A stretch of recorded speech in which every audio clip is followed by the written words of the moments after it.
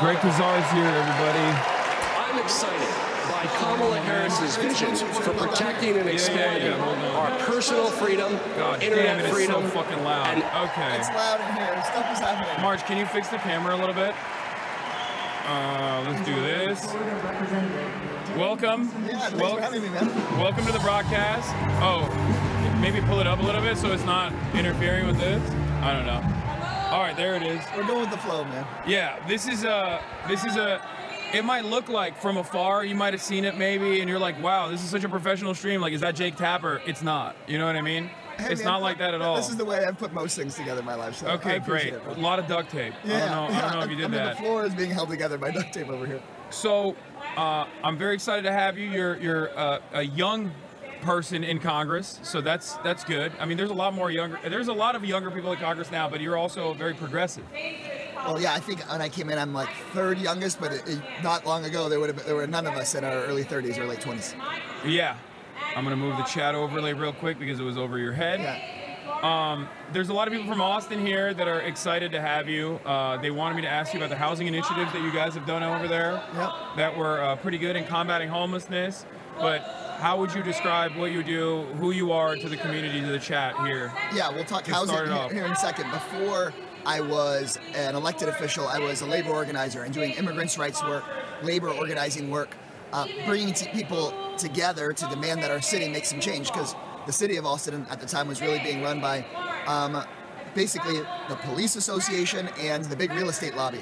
But when actual working people came forward and said, hey, pay us better. By the way, that's LA. You just described LA as well. Yeah, but we organized, and when people actually heard what we were asking for, they were like, well, the Dems in office should be for this. But when folks like the mayor at the time, multiple mayors ago, wouldn't listen, that helped us change the city. I ended up running for city council, did work there for 7 years focusing on housing, and then ran for Congress. And now I'm whip of the Progressive Caucus, which is like the third ranking position amongst progressives, bringing people together to fight Trumpism, but then actually fight for a vision for the future. Someone in the chat says, ask Greg about Austin voters voting for the Police Oversight Act in 2022 and the City Council still not implementing in 2024, mostly due to police unions stalling. Yeah, so this is an initiative that I worked really carefully on.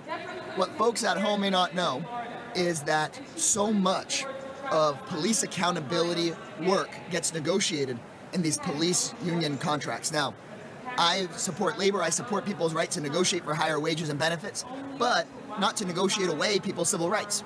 And so what we would see with the police association in Austin and all over the country is that they would basically say, well, you got to water down civil rights for us to sign a contract. Yeah. What the Austin voters did, that I hope people do all over the country, is they voted into the city's constitution, called the city charter, the oversight rules, so they couldn't get watered down in that process. Now the police association is trying to refuse to sign a contract to not ever let it go into effect. But I'm hoping that the city council continues to hold strong and says, no, we're going to enforce these standards so that, yeah, people working the beat, doing that hard job to get paid decently without watering down civil rights rules. So that's something that I hope people do in cities across the country. I think Austin's going to show what citizen-driven oversight can look like. I love that. I have some questions. I mean, you're a fighter. You're in a objectively hostile area in general. I mean, Austin isn't, but Texas is, right? Well, what ends up happening is we'll pass some. I represent Austin and San Antonio.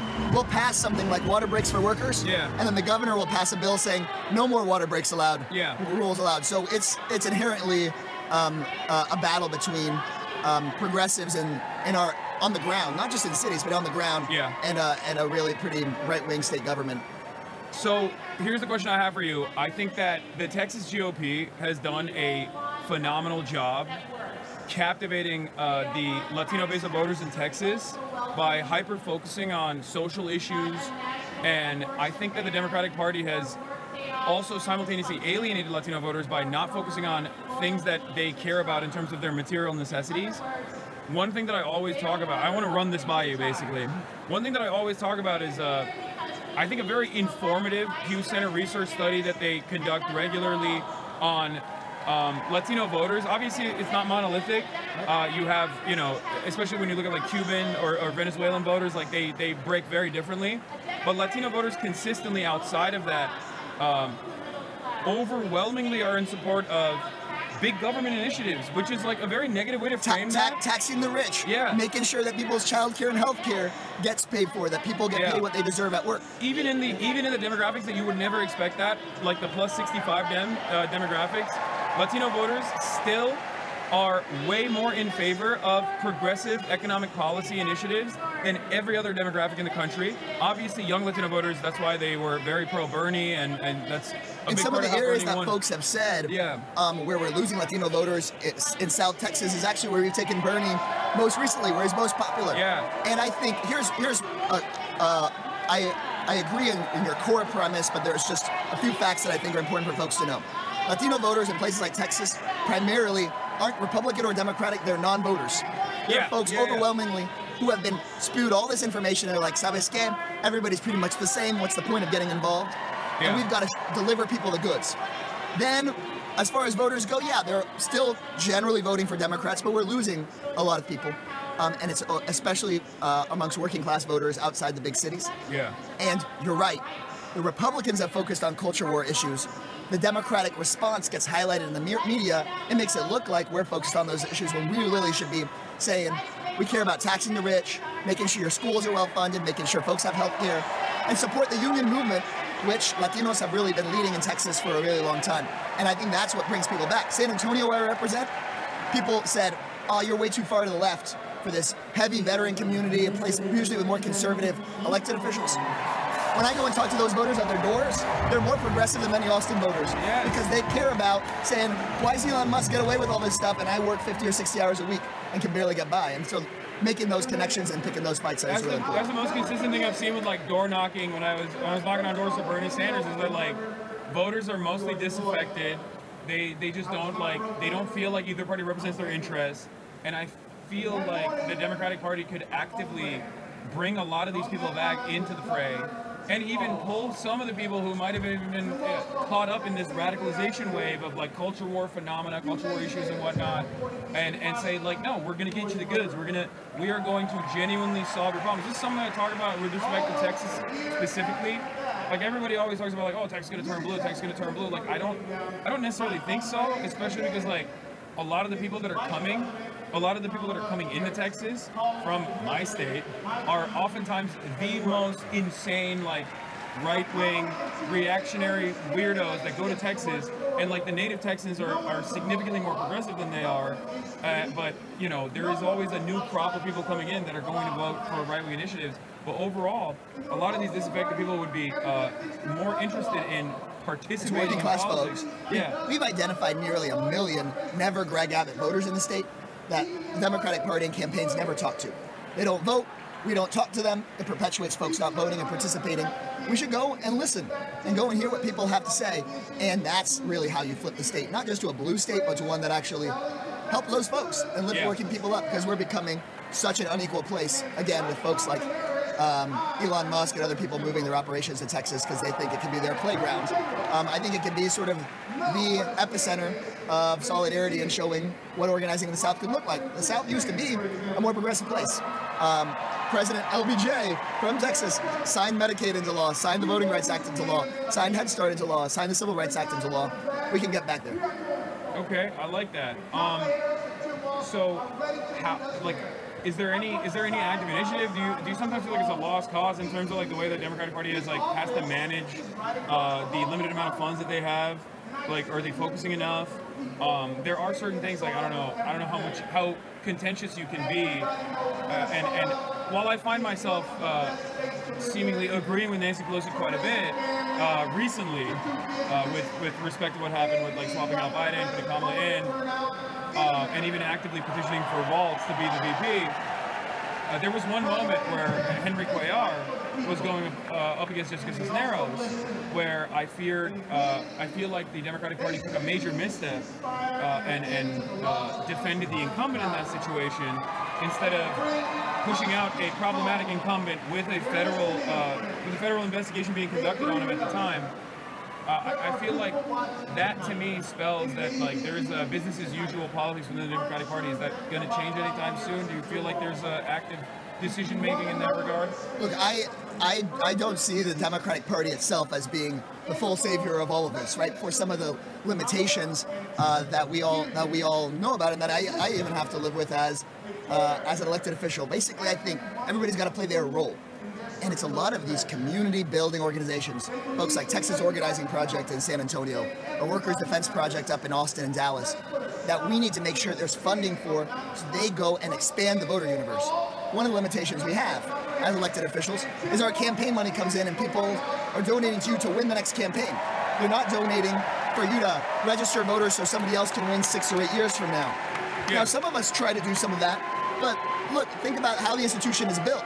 We need to build institutions that are looking towards a longer future, and that's what some of us in elected office need to sort of start boosting up. Yeah, I mean, labor probably is one of the most consistent ways that you can do that outside of like the 2-year, 4-year election cycle, where you can build labor power and then actively petition even the larger Democratic Party by having some kind of stronghold against that.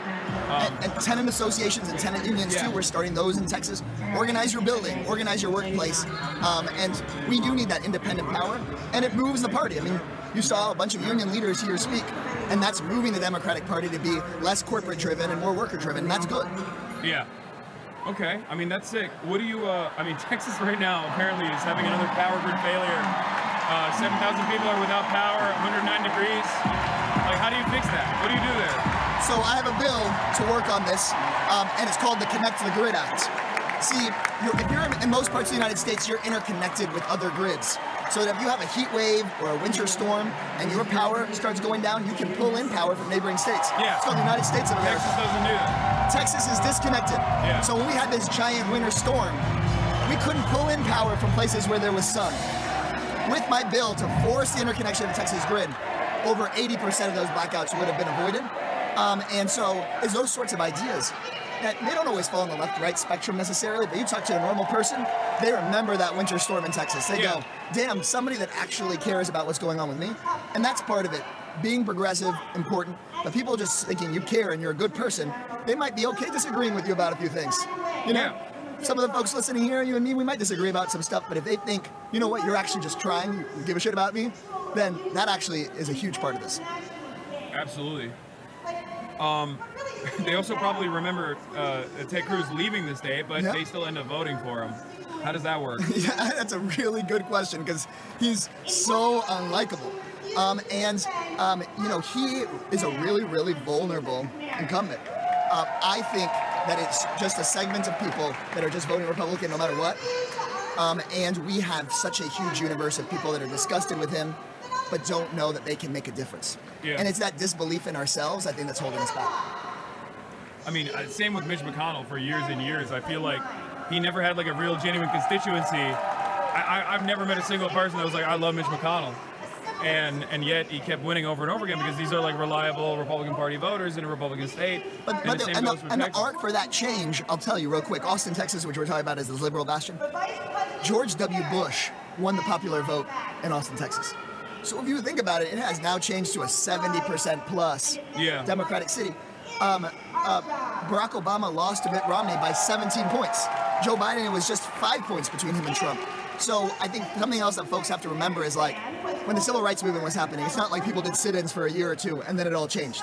It was like a multi-decade process, and we have to know that the arc of history is long, and the best thing the right wing and the status quo and big billionaires want is for us to just say, well, we're tired, we've done it a lot, and we gotta quit. It's that never quitting thing that's gonna get us there. Okay. I love that. I mean, we'll see. We'll see what happens. We'll see what happens. I believe in you. Yeah, thank you, man. Okay. Any last thing you want to talk about before I jump? I was going to ask you, is there anything you want to talk about specifically that you want to bring up? Well, I want folks to know that organizing in your community, it makes a freaking difference. And even when you take a hit, that backlash, that pushback is just part of this process. Folks asked me about the Police Oversight Act. When we started out trying to just get in the rooms with the mayor, then we finally passed some police oversight measures. Then we had the George Floyd protests and did some amazing things. Then there was a huge backlash. We lost a lot of what we won. Yeah. Now we're back on the front foot. When I was a labor organizer, we were working on winning water breaks. We got those taken away by the governor. Water breaks for workers in Texas. But now we've been pushing. I had a thirst strike, a protest on the steps of the Capitol calling on President Biden to overrule the governor and pass water breaks across the country. And now he's done it. And that'll hopefully go in force next year if we elect Harris as president. So just know that with every victory there can be loss, but the question is, do you push your way through that loss? So follow what I'm up to. I'm on all the socials at Greg Casar. It's awesome to yeah, nice to meet you, man. You're great. Thank you. Yeah, we'll be back, on. okay? All right, absolutely. Take care. I will.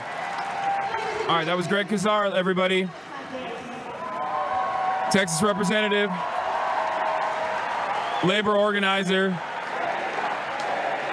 That's the difference between having someone from a labor background versus having someone who is just a politician through and through. Wonderful dude. Also, only 2 years older than me. That's kind of crazy. The fuck am I doing with my life? You know what I mean?